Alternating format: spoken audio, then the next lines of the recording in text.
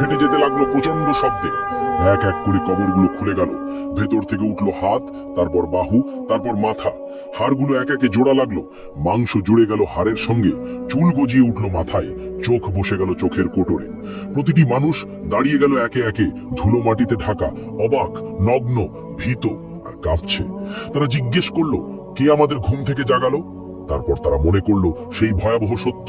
তারা বলতে লাগলো, হায় আফসোস আমাদের, নবীগণ সত্য বলেছিলেন। এটাই সেই প্রতিশ্রুতি যা দয়াময় আল্লাহ দিয়েছেন। এই চিৎকার ছড়িয়ে পড়লো চারদিকে, প্রতিধ্বনিত হলো আর্তনাদ। কিন্তু এখন এখন অনেক দেরি হয়ে গেছে। ভয়ঙ্কর ভয় বিরাজ করছে সবখানে। তারা পালানোর জায়গা খুঁজছেন কিন্তু নেই, তারা লুকানোর জায়গা খুঁজছেন কিন্তু তাও নেই। তারপর দূর থেকে ভেসে আসছে কণ্ঠস্বর। ফেরেশতাগণ বললেন, লাইন ধরো, সবাই হাসরের ময়দানে যাও। এই আদেশ শুনে মানুষ যেন পালহারা ভেড়ার পাল টেনে নেওয়া হচ্ছে একে একে, দলবদ্ধভাবে। কাঁপতে কাঁপতে হাঁটছে, শ্বাস আটকে যাচ্ছে, হৃদপিণ্ড দ্রুত কাঁপছে। তারা ফিসফিস করছে, ইয়া রাব্বি, ইয়া রাব্বি। কিন্তু এখন অনেক দেরি হয়ে গেছে।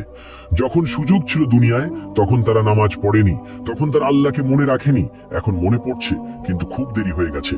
এদিকে হাসরের ময়দান পৃথিবীর মতো বিস্তৃত, বরং আরো প্রশস্ত।